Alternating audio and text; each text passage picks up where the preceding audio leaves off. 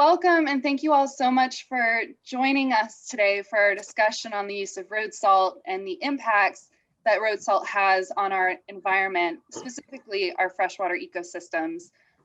So we're so thrilled to have Dr. John Jackson from Freshwater Research Center joining us today to lend his expertise and experience to the discussion.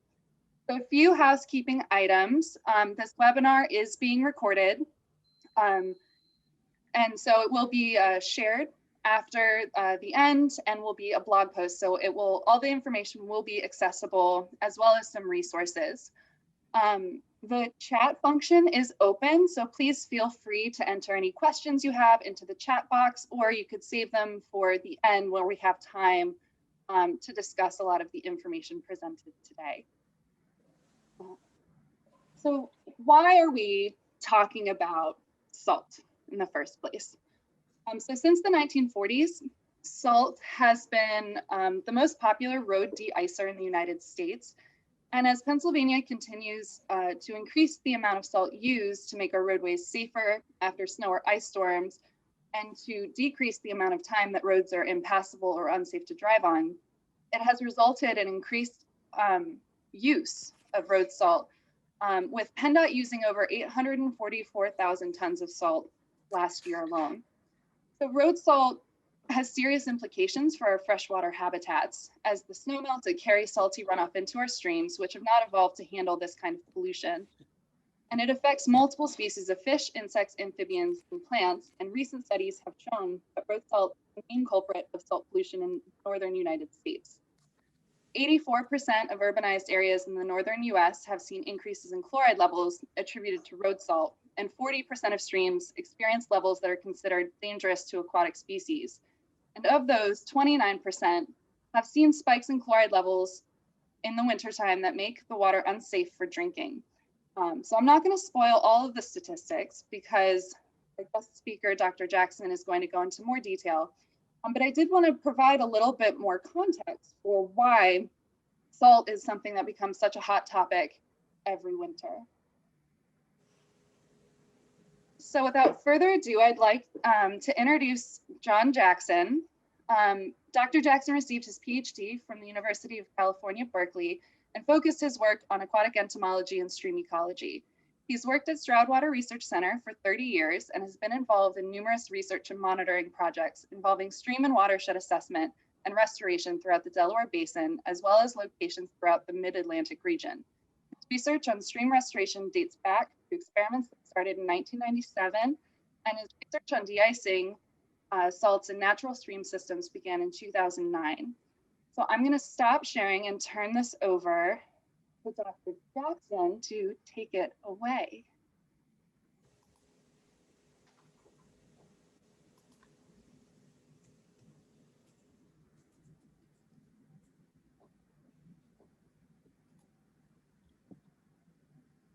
All right. Thank you, Lauren. That was a terrific introduction. If I'd have known you were going to say all that, I'd have left a bunch of stuff out. So thank you all for giving me your lunchtime. Hopefully, my goal is to have you walk away with an idea of what this challenge looks like and how we might approach starting the discussion. The discussion is going to need to be started because this is not a problem that's going to go away on its own. Let's see, why am I not, there we go. So this is what I call an emerging issue. It's not one that we knew about. And while I can take credit for working on it for over a decade, the truth is much of my impression and much of what I'm saying is a function of work that my colleagues, my coworkers, and just what I've been able to glean from the literature. These are the talking points that you'll need to kind of own at the end, I hope. One is that it's a contaminant, salt is, sodium chloride, and it's one of emerging concern. We didn't pay attention in the 70s because it wasn't a concern in the 70s. Increased salt use reflects safety issues, economic issues, and socio-political concerns and priorities. It's happened through active choices. In general, though, in the increase in this use, they haven't considered its impacts on health, human health, on infrastructure, or the environmental impacts.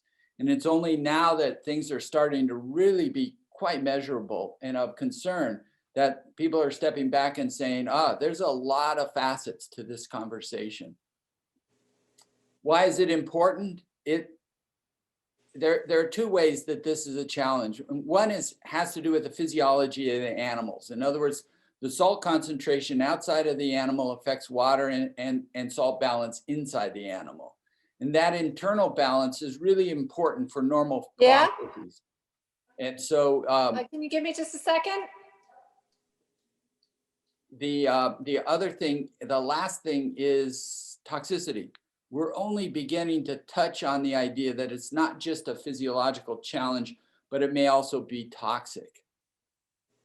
To give you an idea, and this might remind you of high school biology, where you pricked your finger and you put your blood on a slide and you looked at the red blood cells, the little donuts, and you saw their shape and how they looked so nice. And that was because it was in a normal body solution.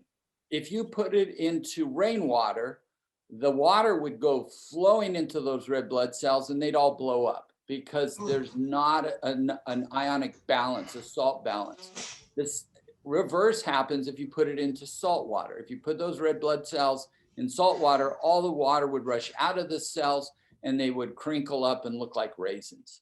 And that's what we're asking the aquatic organisms to do when we put them in salt water, is to not do this. That's what their physiology tries to stop from happening.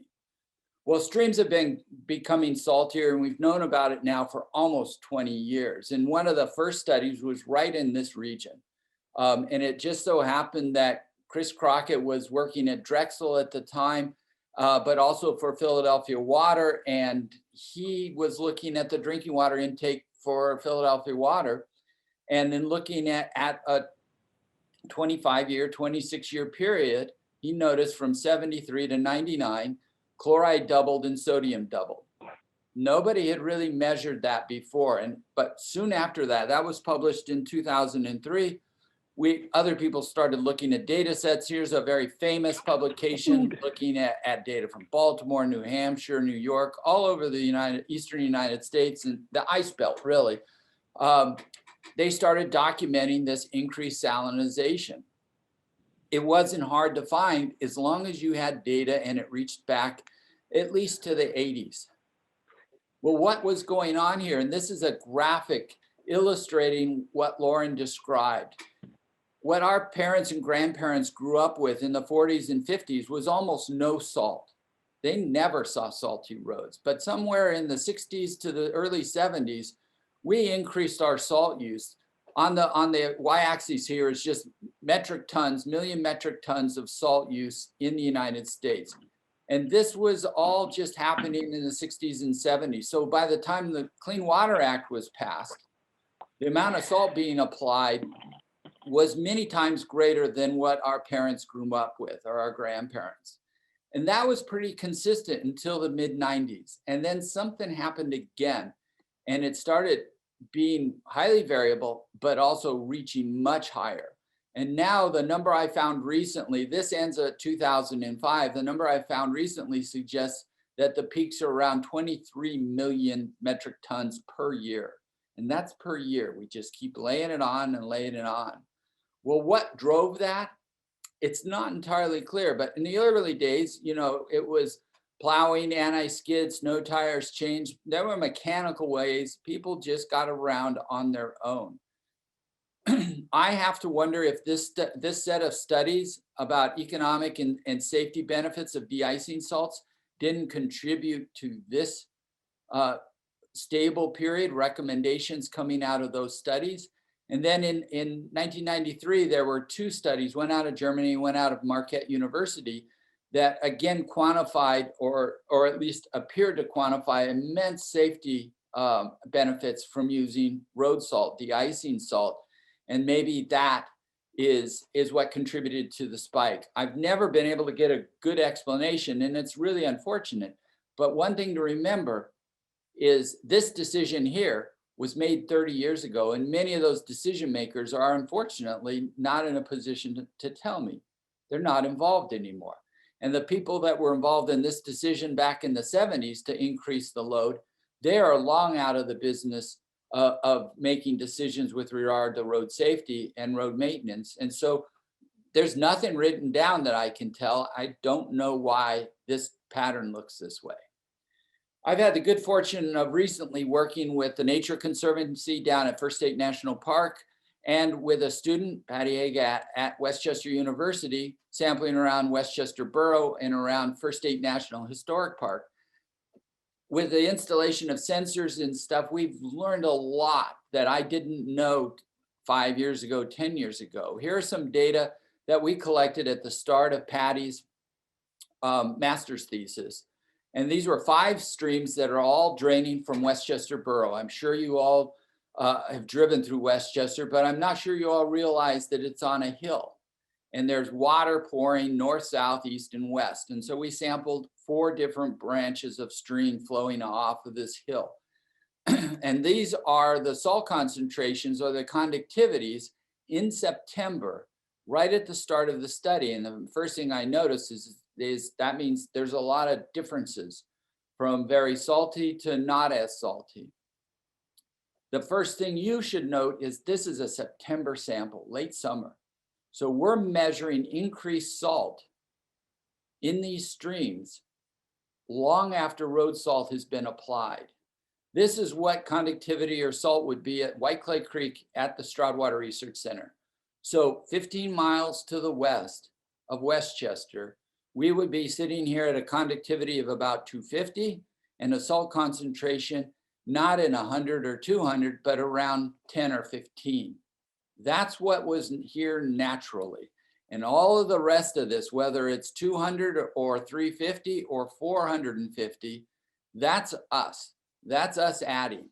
And the other thing to remember is there are no wastewater treatment plants above any of these sites. So we're not measuring sewage. We're measuring groundwater contamination in September.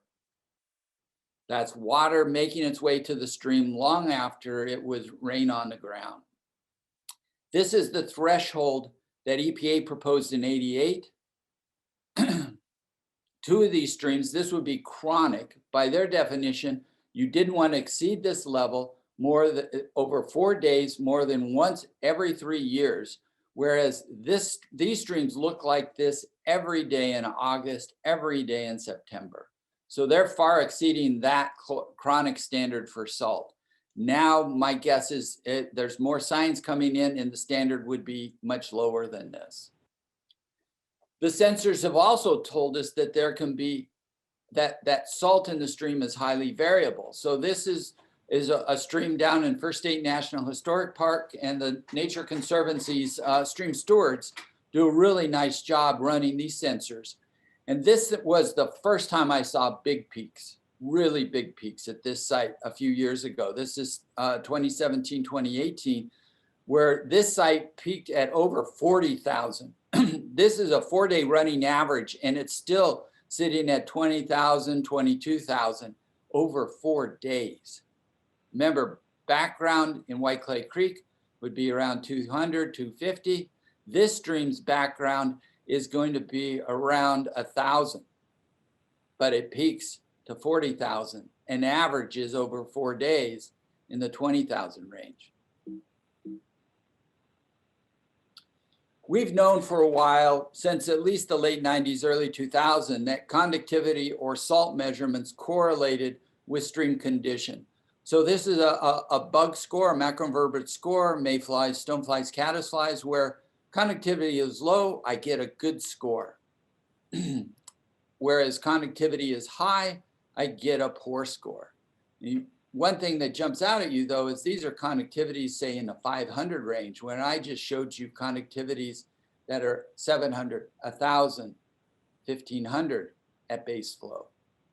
So there is this correlation, but it's really important to remind you that in science, we always say correlation may not equal causation, because you only see this salt in urban areas where you also have all sorts of metals and sealants and herbicides and insecticides and any sorts of waste from human activities, just the byproduct of life, whether it's in the house or on the lawn or on the sidewalk. It's now has a name for it. This salting of our fresh waters is called the freshwater salinization syndrome. It was named 2 years ago. The characteristics of the water we now call a chemical cocktail. While I'm talking a lot about salt, remember there's more going on. And here's just a couple of ideas to plant that seed so you don't get too fixated on salt, because urban runoff is complicated. We now know since 2003 that de-icing salts are accumulating and could be a problem. About that same time, we noticed that PAHs, polyaromatic hydrocarbons, complex hydrogen carbon molecules that are associated with the black paint that we use on our asphalt. If it's derived from coal tar, it's very high in PAHs. And the city of Houston or Austin discovered that it was toxic to stream animals. And then a whole bunch of work has been done. And in many cases, they're trying to get this off the market. This was a problem east of the Mississippi, east of the Continental Divide, not west of the Continental Divide. If it was made from oil, it wasn't a problem. If it was made from coal, it was. This is brand new, a study that just came out last month. It was out of the state of Washington looking at salmon, and what they discovered is one of the chemicals that are involved in tire production, which comes out of the tire during wear and then gets modified by light, by sunlight, is toxic to salmon. So that's brand new. No one knew about it. We're just discovering things that are part of our lives that are impacting our urban streams. But let's get back to salt. Why are we seeing this increase in salt? Well, I can't find anybody who put it down. So these are my ideas. One is safety. The second is economics. The third is just about public expectation. And the fourth is about politics. These are the data from the German study and the Marquette study showing that as soon as they salted, this is the number of accidents per vehicle kilometer, million vehicle kilometers. And you can see if they salt, accidents go way down. This is whether it's the Marquette study or the German study. And they like to say, you know, around an 80% reduction in accidents. They've also attached an economic cost for having blizzards, for having slowdown, for being late for work, for missing work, for slower travel, for reduced production. And they estimate in the United States, it's almost $3 billion per winter storm. So what we've done is if we use chemistry, in other words, salt, we can save money. We can make money. The third thing is about expectations. Now, when I grew up, we looked at streets during snowstorms and after snowstorms as whether they were passable or not. Could you slow down? Did you have snow tires? Could you get by? Now there's an expectation that the roads literally be clear like the runway at an airport. That's a matter of convenience, but those of you who remember back in the 90s where we had some very brutal storms, there was a political price paid. People who were in power and were swamped by some massive nor'easters in the 90s saw that at the ballot box, the question was, could you manage a snowstorm or not? And manage a snowstorm meant making it clear as opposed to beyond passable. So at this point, from my perspective, there's 4 parts of this conversation about the salinization or the increased salt. One is aquatic life, a toxicity question. One is an infrastructure question. What's it doing to our concrete and metal? And the third is actually a drinking water question. These are the 3 things that are going on, and they're going on concurrently. There's issues about taste and there's issues about health. All of you have heard about the Flint water issue, and you heard about it as a lead issue. But what you didn't hear about is actually the lead issue was tied to road salt contamination that wasn't treated. And so the salt was there, but before, when they were just using Detroit water, the Detroit water had a corrosive in it, anti-corrosive in it, that kept this mineral layer in the pipe and the lead out of the water. Well, then they switched to the Flint River water. They didn't add that anti-corrosive, and it corroded the lead pipes in the older buildings, and that's how you got the lead problem. So the lead problem was directly tied to a salt pollution problem. We're also seeing drinking water concerns, but not from a lead perspective, but from a sodium perspective. This is a study from East Fishkill, New York. They had almost 1,000 wells they sampled. 50% of those wells exceeded the standard for sodium for people on low salt diets, 50%. 10% exceeded the drinking water standard, and that's for taste.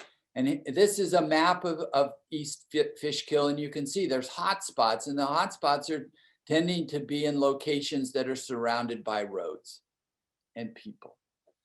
There's also an infrastructure and property concern, whether it's public property or personal property. We've all seen it. And the amazing thing is, those of us who are old enough to remember corrosion on vehicles, this was a big issue in the 70s. And it was just destroying vehicles. And then we figured out how to stop it. But now we're starting to see it again. And it's not that they've started not doing anti-corrosive work on automobile bodies. It's because the salt load is now strong enough that it corrodes through the protections that we're using right now. So how do we balance this? We have to have the conversation.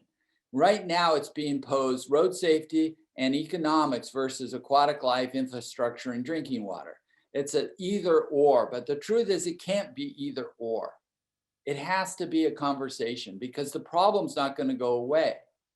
The money we save or generate economically is going to be chewed up, because we're going to either be purifying water, for example, or we're going to be rebuilding bridges and roads. We can tell based on chemistry alone when salt is corroding the pipes, corroding the bridges, corroding the gutters, the sidewalks, the streets. It shows up in the water chemistry. It's very measurable, which means all of our infrastructure is aging much faster than originally thought.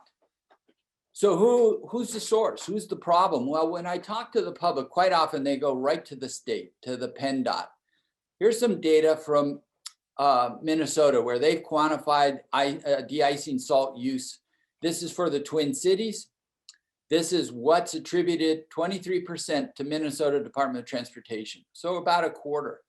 What jumps out at you is a third is municipal and a quarter is private landowners. Here's another Minnesota data set where Minnesota DOT is only 6%, municipal is 42%, private is 37%. So again, this is not showing up as a state issue. Who should we talk to? It's going to be municipal officials and private landowners. This is a data set out of New Hampshire, who's also looked at it. State of New Hampshire, state roads account for only 10% of the road salt applications.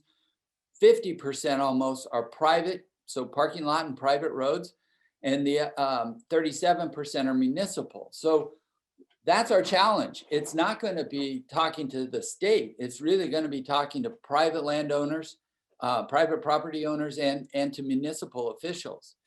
I did a little back of the envelope work here, and this is purely an estimate based on, like the numbers Lauren tossed out. On the high end, Pennsylvania applies about 150 pounds per person per year during a cold winter. I guessed that the municipal applications would about match that, and private applications would only be a quarter of that. Totaling that together, that represents 400 pounds of road salt per person per year. This is probably conservative. That means in a 3-person household, that's 1,200 pounds of road salt per person per year. The interesting thing, when I first did this, I was like, this can't be right. And then I looked in the literature, I looked and I couldn't find anything. And I finally found a reference to Michigan. The number that came up for Michigan was 400 pounds per person per year in Michigan. So I thought, we're in the ballpark. What does that really, how do you really get a grasp of that? Well, think about 2 households, 6 people. That represents 1 pallet, 2,400 pounds, 48 bags of 50-pound rock salt per year. Just so that'd be like the front end loader coming out and dropping a pallet every other house and saying, here's your winter allocation for road salt. So if you want to think about why am I measuring road salt in the water, it's because we're using a ton of road salt. So how do we balance these concerns? How do we have this conversation? What's our solution? Well, here's 4 ideas I'll toss out at you. We're going to have to use more muscle and more machines, not rely on the magic of chemistry. We're going to have to calibrate our attacks, be more careful, not over apply. We're going to have to depend more on friction and traction and less on just making it clear based on salt. And then it's also the society as a whole is going to have to readjust its expectations. There's no way this is going to go away otherwise. So let's go break those down a little bit. More muscle, more machines. This is about mechanical removal as opposed to just throwing out salt, whether it's on the road or on your sidewalks. You know, the magic of chemistry is a wonderful thing, but there's sometimes a prices to be paid for relying on that. The other thing is that we often see is better use of better plows. And this is a plow that comes out of Canada that they call has a live edge, and the edge is broken up into little 2-foot sections, and it adheres to the road surface and the imbalance, the unevenness of the road surface. They're finding that they get better cleaning if they use this type of a plow. Well, that requires money. It requires investment. A lot of people talk about brines and brine saving. And there's 2 things about it. I've heard from the state of Maryland that they don't even use rock salt. They use only brining, and they find it reduces their salt load. But I haven't seen it peer reviewed. I also would caution you because the chemistry of brine can be quite variable, just like the chemistry of road salts can be variable.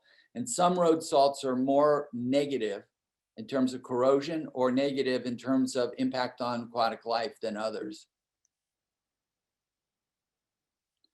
Calibrated attack is about, instead of just knocking the heck out of it, shock and awe of laying out the brine and laying out the salt, we need to be more coldly calculating, considering temperature and precipitation and traffic volume, speed expectations.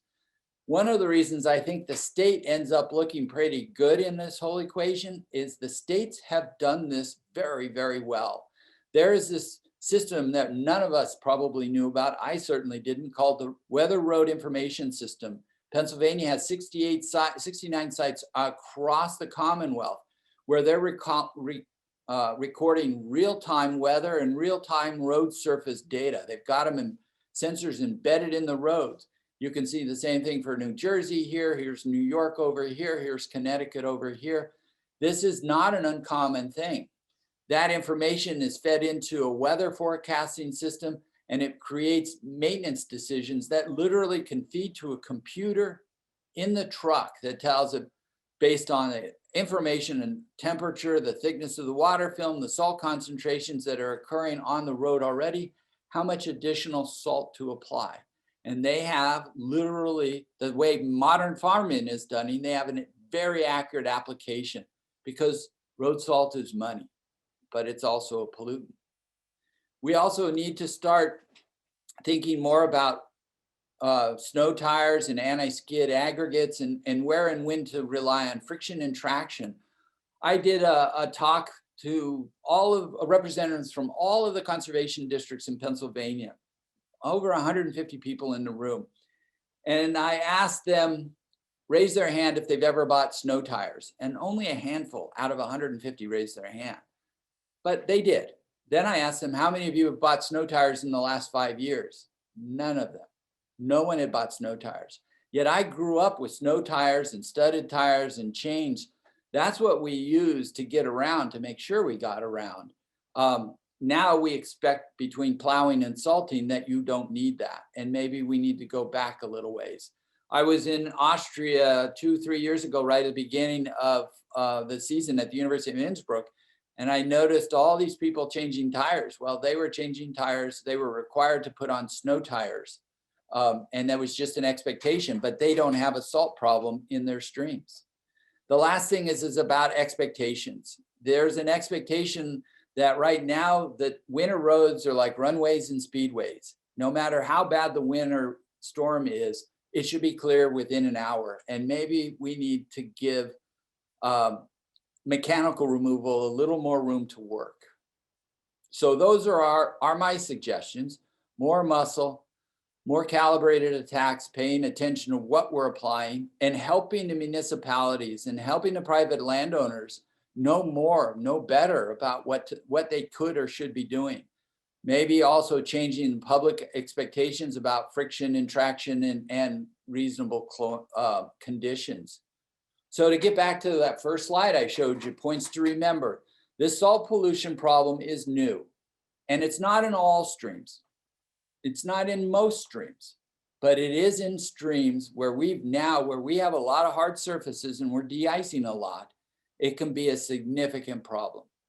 The increase in salt reflects the best of intentions for economic purposes and safety purposes. It was not done for another reason, but it was also paid for by us. We paid for this problem, and therefore that makes it ours to solve.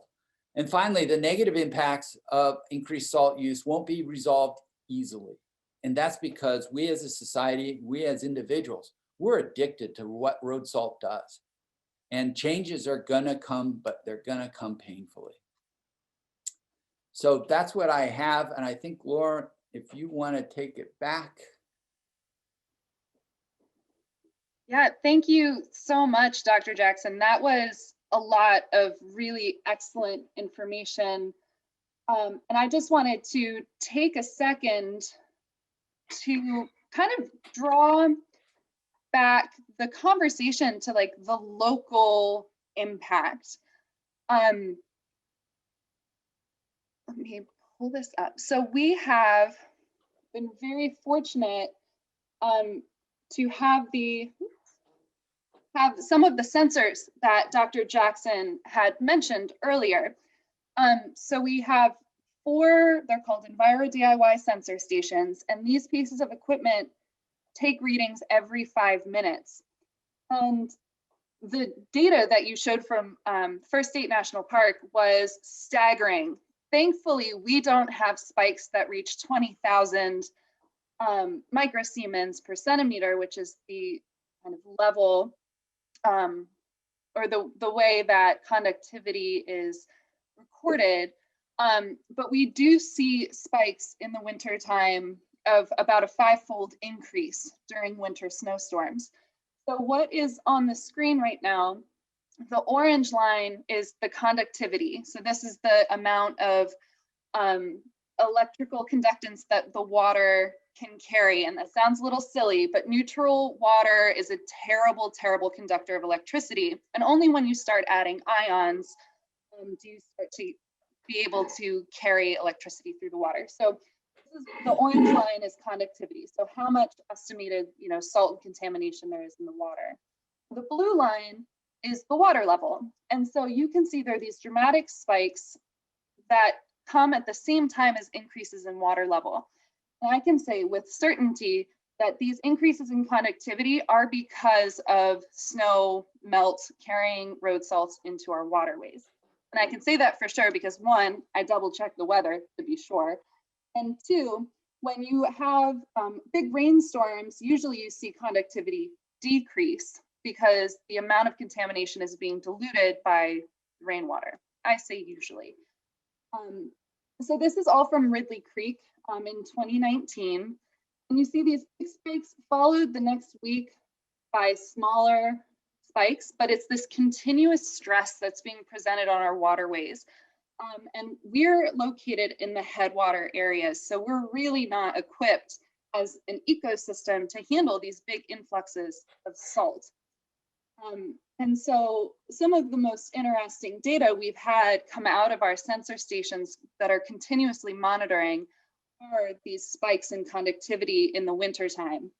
And it's worth noting that while our baseline for conductivity is at about 500 microsiemens per centimeter, which is already pretty elevated.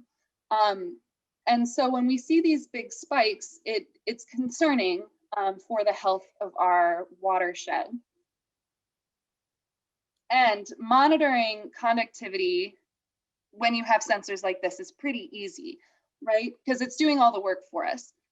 But if you're going out trying to grab water samples to test, say if you're part of the Isaac Walton group who does this amazing salt watch program, and we'll be sending information on that out after the talk, you have to kind of anticipate when the snow melt is going to come, because the salt becomes hypermobile when it's dissolved.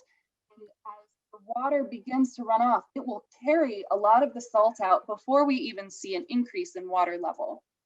So it's really fascinating to start to learn more about water chemistry, but it can be a really hard lesson to learn, especially when you see in person some of the local impacts. So we talked a little bit about how many forms of stream life aren't able to tolerate increases in salt. And one of the most sensitive organisms is actually a freshwater mussel.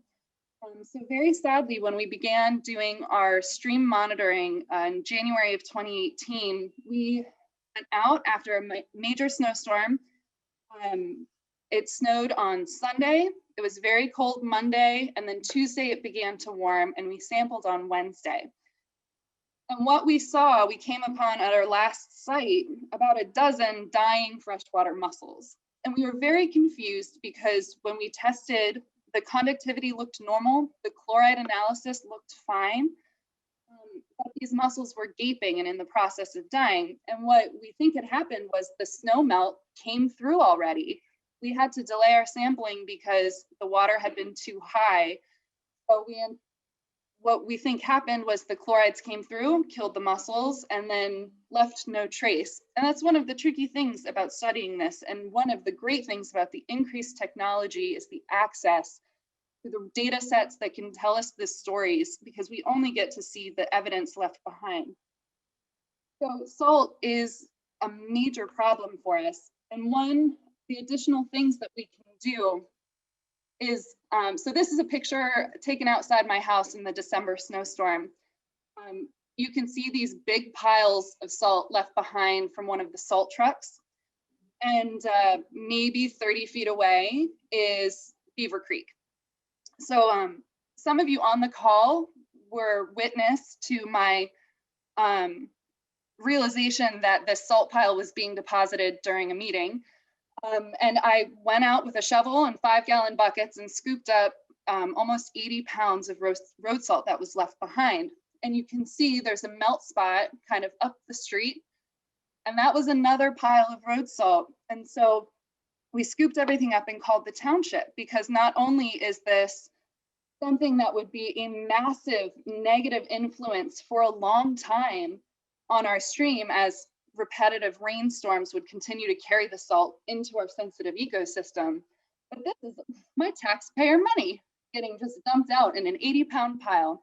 And it was nice to be able to talk to the township, and it's not their fault that their truck malfunctioned right in front of my house, but it is concerning that if the truck was malfunctioning throughout the entire route, that the salt was not being applied in any sort of efficient way. And it was also creating these big pockets that would be a constant source of contamination for the next several weeks. So in addition, I think, to the requesting smarter plowing systems and more efficient prediction of storms, is also picking up after ourselves. If there's a ton of rock salt down and the snow is gone, go and scoop it up, and you can use it again repeatedly as storms come in the future. So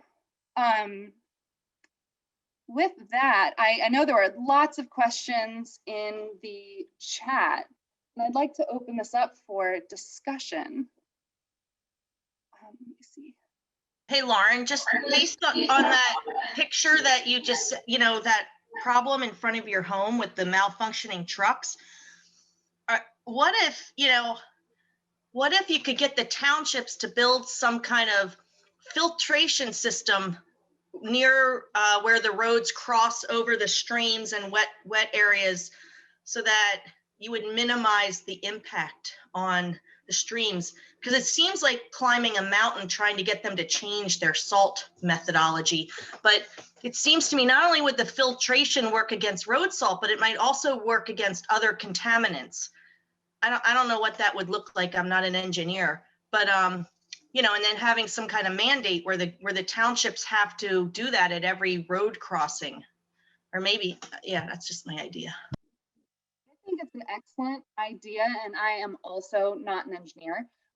So my initial feeling is that the technology is probably cost prohibitive given the many thousands of miles of streams present in Pennsylvania that line up with major roadways.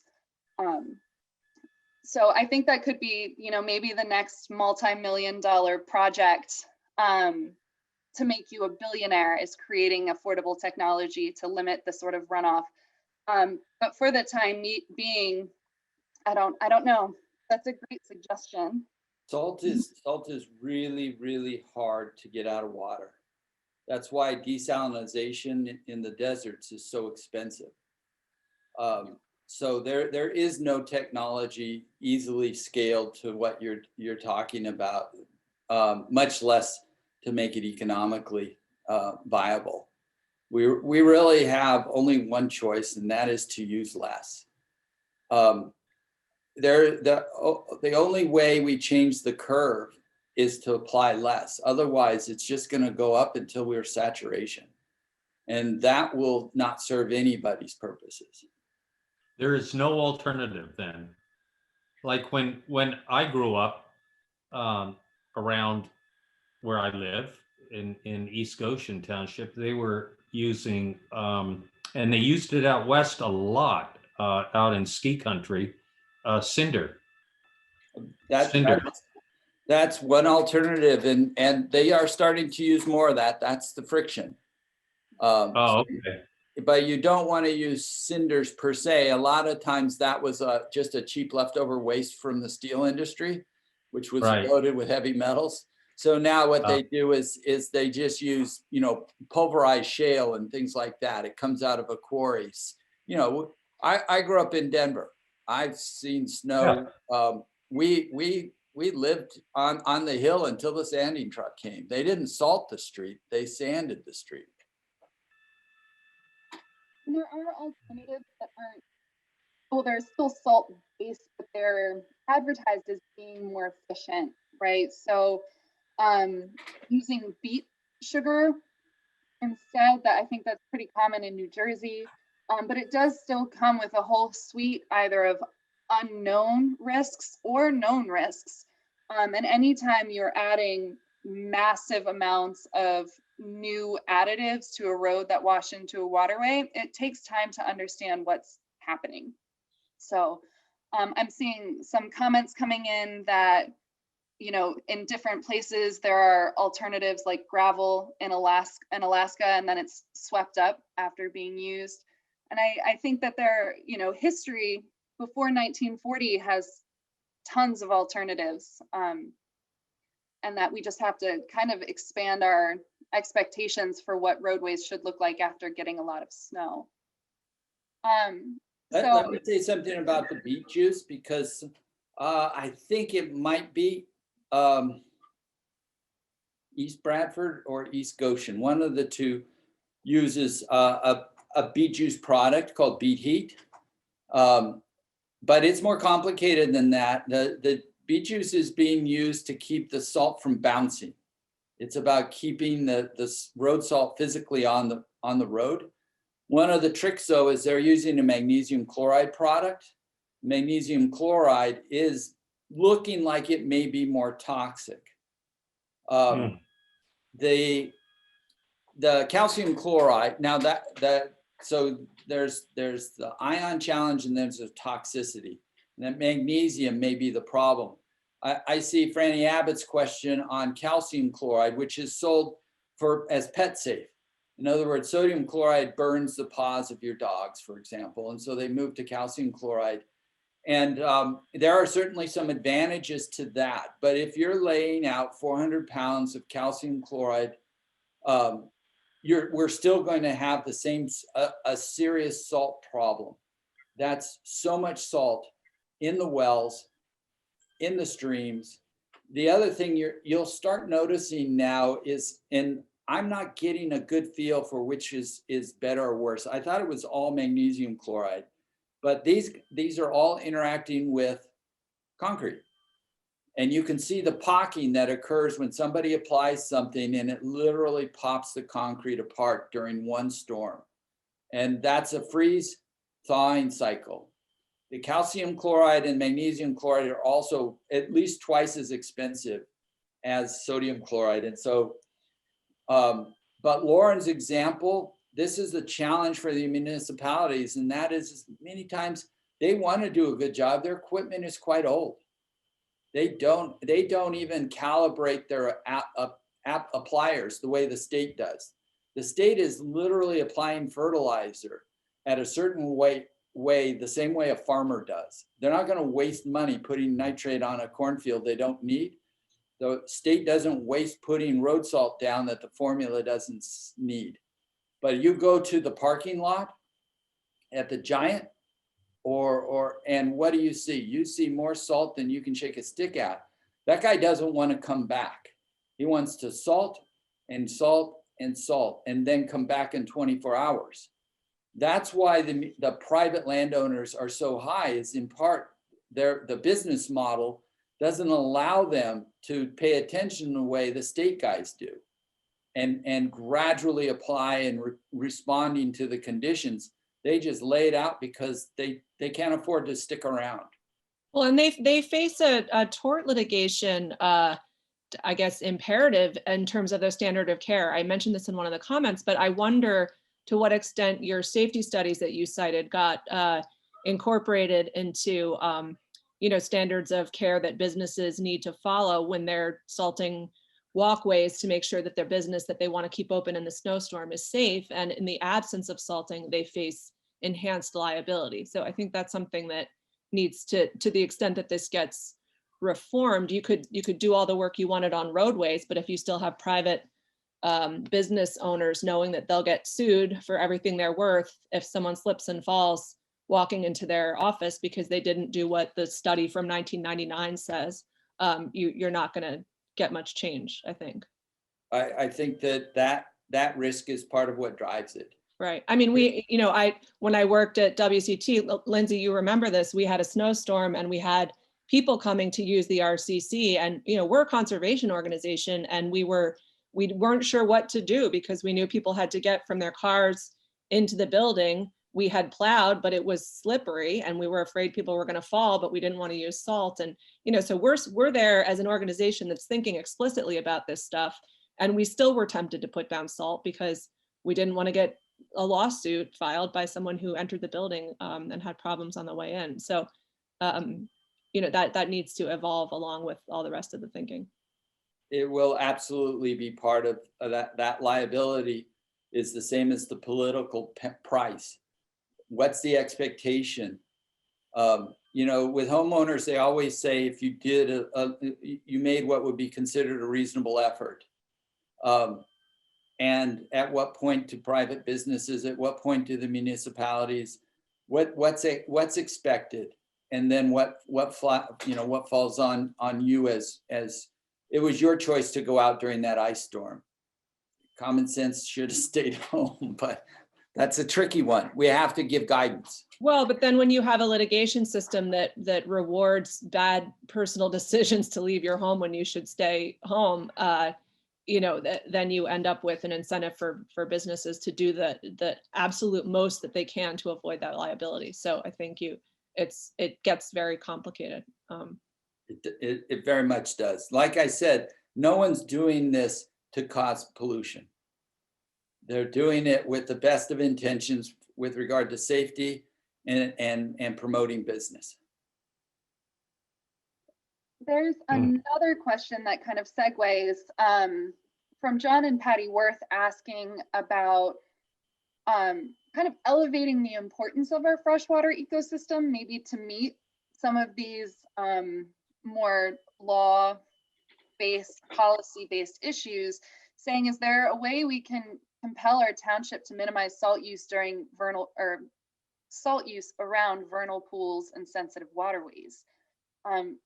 Dr. Jackson, have you ever encountered any successful petitions to adjust salting practices in sensitive spaces? What I've seen is actually when a community starts paying attention and when their long-term economic model is, or the value of their well water comes into play, they then start changing behaviors. And so if they're around a lake and the lake starts getting salty and they know that their well water and the lake water are all the same water, then they start reducing. And that's where we've learned about mechanical removal and things like that. Your vernal ponds and your roadside wetlands are very vulnerable. And any of your amphibians, those guys, I mean, amphibians, you know, your frogs and salamanders are really neat animals, but they can be very sensitive to a salt load. And they're in there in the spring when things are at their saltiest. So there's been some significant work looking at that. One of the tricks is, again, so that's a wintertime thing. And the good news is salt's less toxic in the winter. So in many cases, I pay less attention to the big spikes. Other than that tells me what's being loaded into the groundwater. Those are just pulses that are going down underground and they're coming out all summer long. And the saltier it is when it goes down, the saltier it is when it comes back out. But in the summer, water's hot. And the toxicity or the challenge of the increased salt is amplified at warm temperatures. So the salt may be even more significant for your summer wetlands because they're warmer. They're, instead of being near freezing in January, February, and March, they're as warm as they get in July, August, and September. Could be, you know, 60, 70, 80 degrees Fahrenheit, depending on the type of wetland versus near freezing. Yeah, there's a lot of amazing emergent data that's starting to come out, teaching us a lot more about these year-long impacts. Because we talk about salt in the wintertime because that's when we're thinking about it, but knowing that this constant increase in salt in our groundwater is affecting people who have hypertension, who it's becoming a public health concern in some parts in the Northeast. I think that, you know, this is a conversation that we're going to have to continue to think about throughout the year and continue to revisit as more data continues to come out and we learn more about these kind of long-term hot water impacting the health of our fishes and our macroinvertebrates and our amphibians throughout the year. So we're coming to a close. Are there any last questions that anyone would like to ask? I have one question, and I don't know, I'm sure that Dr. Jackson can probably tell me what the issue is. But I have a water treatment system in the house, and you have to put salt in the storage that is fed into the treatment resins. Is there a lot of residual salt coming through the water that I'm not aware of? Yep. You know? The waste of that that process is a salty waste. It was actually one of the reasons why some of the toxicity work got started in the 2003, 4, 5, and 6, was because there were places in the Midwest where the water was so hard, they were using water softeners, and that ion exchange, the waste, was really salty. And so the salt was showing up, their salt problem. One of the ways they drew attention, because it was maybe politically more of a hot potato to talk about road salt, was that water softeners in some communities were an issue. But water softeners in the overall scheme of things, again, think about 400 pounds per person. So in your house, to match what we're using for road salts per person, you're going to need to bring in 8 50-pound bags per person per year. And that means if there's 3 people, you're at 24 50-pound bags for your house. That's a lot of salt. The road salt issue, we're getting more comfortable talking about it. But water softeners are definitely part of the equation. Wastewater, well, humans live salty lives. If you're in a what we would call an effluent dominated waterway, where treated wastewater is a problem, yeah, they took out the nitrogen and the phosphorus and they chewed up a bunch of carbon, but the sodium and the chloride goes right through. And so I would guess that your Ridley Creek site, Lauren, has a chloride concentration around 100. Does that sound right? That does sound right. Between 100 and 120 usually. Yep. So I'm going to say 100 to 130. Wastewater is right in that category. Concentrated wastewater right out of a sewage treatment plant is generally around 100 milligrams per liter chloride. So this is just one of those things we're going to have to work with. But I think the economics of infrastructure are really going to be part of the equation. We are not maintaining infrastructure already.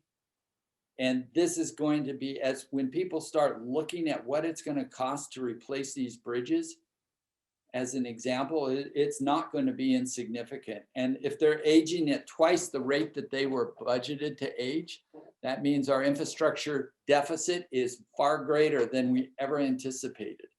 And that's a municipal as well as a county and state and federal challenge.